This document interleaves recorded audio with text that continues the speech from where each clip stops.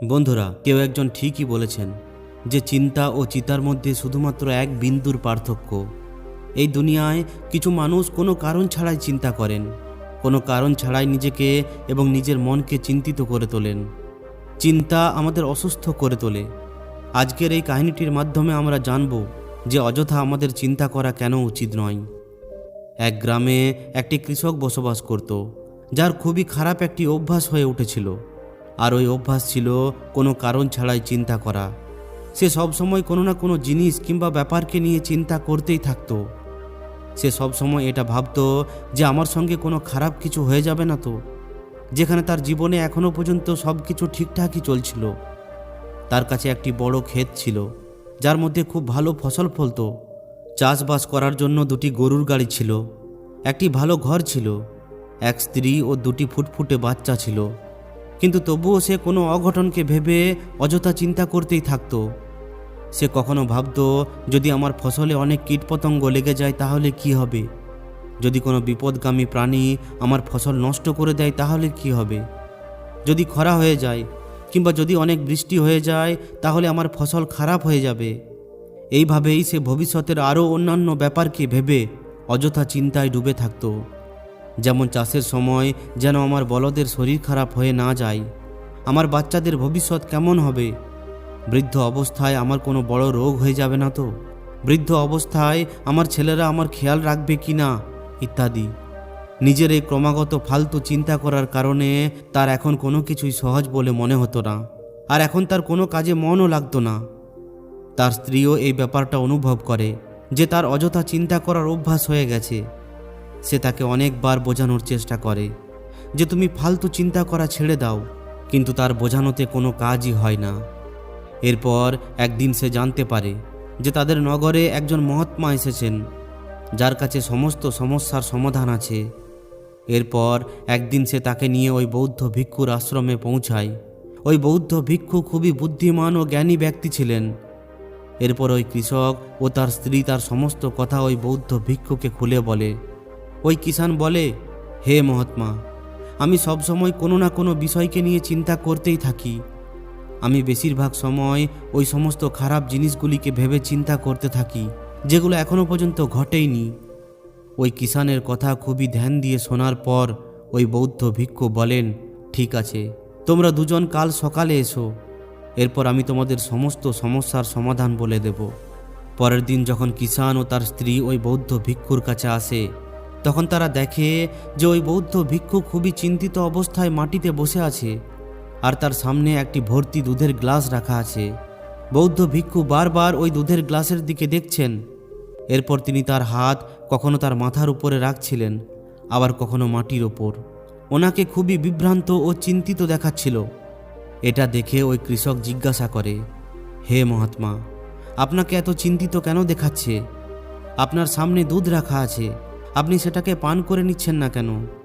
তখন ওই মহাত্মা বলেন যে আমার খুবই চিন্তা হচ্ছে যে এই দুধ কোনো বিড়াল খেয়ে নেবে না তো? না হয় ধরো আমি কোথাও গেলাম, আর যদি তখন এই দুধ পড়ে যায়? আমি এই দুধকে পান তো করতে চাই, কিন্তু এখন ইচ্ছা করছে না।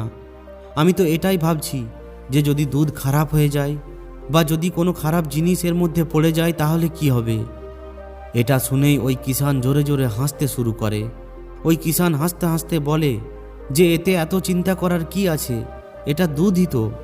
যদি এটাকে বিড়ালে ফেলে দেয়, কিংবা যদি এটা খারাপ হয়ে যায়, কিংবা যদি এটা কেউ খেয়েও নেয়, তাহলে কি আর হবে? এই দুধ আপনি আরও পেয়ে যাবেন। আর এমনিতেই আপনি ফালতু চিন্তা করছেন, কারণ এই দুধ না তো এখনও কোনো বিড়ালে ফেলেছে, আর না তো এটা খারাপ হয়েছে, আর না তো এটা এখনও কেউ খেয়ে ফেলেছে। কৃষকের এই কথা শুনে ওই বৌদ্ধ ভিক্ষু একটু হাসেন এবং বলেন যে আমিও তো তোমাকে এটাই বোঝানোর চেষ্টা করছি যে ভবিষ্যতের ওই সমস্ত চিন্তাভাবনা করা ব্যর্থ, যেগুলো এখনও আমাদের সঙ্গে হয়নি, আর অনেক বেশি সম্ভাবনা যে সেগুলো কখনো হবেই না। আর যদি হয়েও যায়, তাহলে যে জিনিসগুলোকে তুমি একবার অর্জন করতে পারো সেটাকে তুমি দ্বিতীয়বারও অর্জন করতে পারবে। আর যদি না করতে পারো তাহলে কোনো অসুবিধা নেই, কারণ সমস্যা আসার সঙ্গে সঙ্গে ওই সমস্যার মুখোমুখি করার হিম্মতও নিজে নিজেই চলে আসে। এই কথাটা শোনার পর ওই কৃষকের মনে হয় যেন কেউ তার গালে থাপ্পড় মেরে তার ঘুম ভাঙিয়ে দিয়েছে। সে অনুভব করে যে সেও তো এই ভুলটাই করছে।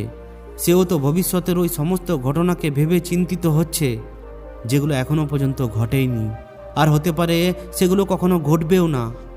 এরপর ওই কৃষক ওই বৌদ্ধ ভিক্ষুর চরণে লুটিয়ে পড়ে এবং বলে, হে মহাত্মা, এত সহজে আমাকে আমার ভুল ধরিয়ে দেওয়ার জন্য আপনাকে অনেক অনেক ধন্যবাদ।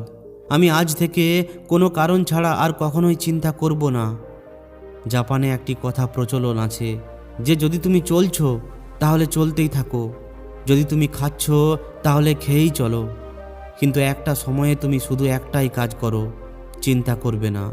এই প্রচলিত কথাটি আমাকে অবাক করে দিয়েছে। আর সত্যি বলতে আমার মনে হয় যে ওই কথাটির অর্থের মধ্যেই ওই রহস্য লুকিয়ে আছে, যেটাকে যদি কেউ ভালোভাবে বুঝে নেয় আর সে তার জীবনে প্রয়োগ করে নেয়, তাহলে সে এই চিন্তার বন্ধন থেকে সারা জীবনের মতো মুক্ত হয়ে যাবে। এই কথাটির অর্থের ব্যাপারে আমরা বিস্তারিত আরও জানব, কিন্তু তার আগে দেখে নিই যে আমাদের মাথার মধ্যে কোন ধরনের বিচার সবথেকে বেশি আসে।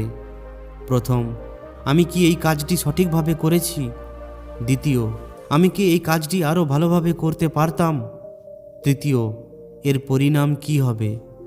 এবং চতুর্থ, লোকেরা আমার এবং আমার কাজের ব্যাপারে কি ভাবছে? এগুলো এমন কিছু বিচার যেগুলো বেশিরভাগ সময় আমাদের মাথার মধ্যে চলতেই থাকে, কিন্তু আমরা বুঝতে পারি না, কারণ আমরা এই বিচারগুলির সঙ্গে বেঁচে থাকতে শিখে নিয়েছি। আর আমাদের মস্তিষ্ক এইভাবেই কাজ করে।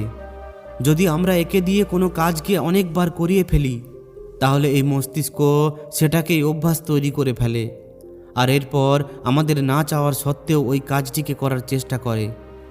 শুরুতে তো আমরা কোনো কাজকে নিজের ইচ্ছায় খুবই ধ্যান দিয়ে করি, কিন্তু পরবর্তীকালে সেটাই আমাদের অভ্যাস হয়ে পড়ে।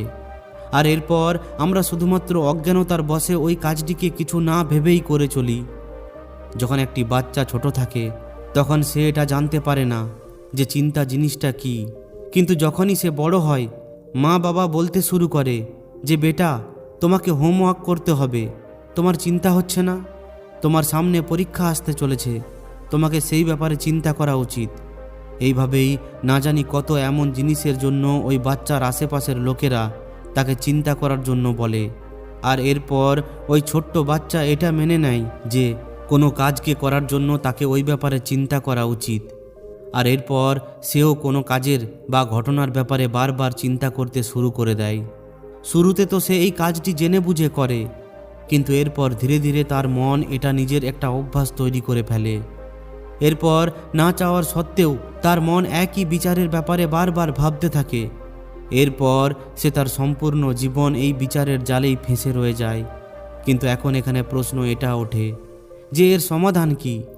এর সমাধান হলো ওপরে বলা যে কথাটার অর্থ, অর্থাৎ সচেতনতা। আমাদের নিজেদের বিচারের প্রতি সচেতন হতে হবে।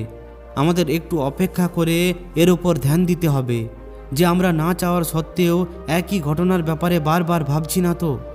আমাদের সম্পূর্ণ সচেতনতার সঙ্গে এটা দেখার চেষ্টা করতে হবে যে পুরো দিন আমাদের মধ্যে এই ধরনের বিচার উঠছে কি না। এখন আপনি হয়তো জিজ্ঞাসা করতে পারেন যে শুধুমাত্র সচেতনতাই কি হবে? আমার ধারণা এটাই যথেষ্ট। এটাই মনকে শান্ত করার জন্য পর্যাপ্ত, মনকে নিজের স্বভাব অনুভব করার জন্য পর্যাপ্ত। আর জীবনে সচেতনতা আনার সবথেকে সহজ পদ্ধতি হলো ধ্যান। ধ্যান করার সময় নিজের বিচারকে ধ্যান দেওয়া। আর যখন আপনি সম্পূর্ণ সচেতনতার সঙ্গে নিজের বিচারকে ধ্যান দেওয়া শুরু করবেন, তখন আপনি দেখতে পাবেন যে আপনার মধ্যে চলা অপ্রয়োজনীয় বিচার এক এক করে নিজে নিজেই শেষ হওয়া শুরু করে দিচ্ছে, আর আপনি একটি আনন্দিত ও শান্ত জীবন অনুভব করতে পারছেন। তো বন্ধুরা, যদি এই ভিডিওটি সত্যিই আপনাকে উপকৃত করে থাকে, তাহলে অবশ্যই একটি লাইক ও শেয়ার করে দিন। আর যদি এই ধরনেরই আরও শিক্ষামূলক ভিডিও পেতে চান, তাহলে আমাদের এই চ্যানেলটিকে অবশ্যই এক্ষুনি সাবস্ক্রাইব করে নিন। ধন্যবাদ।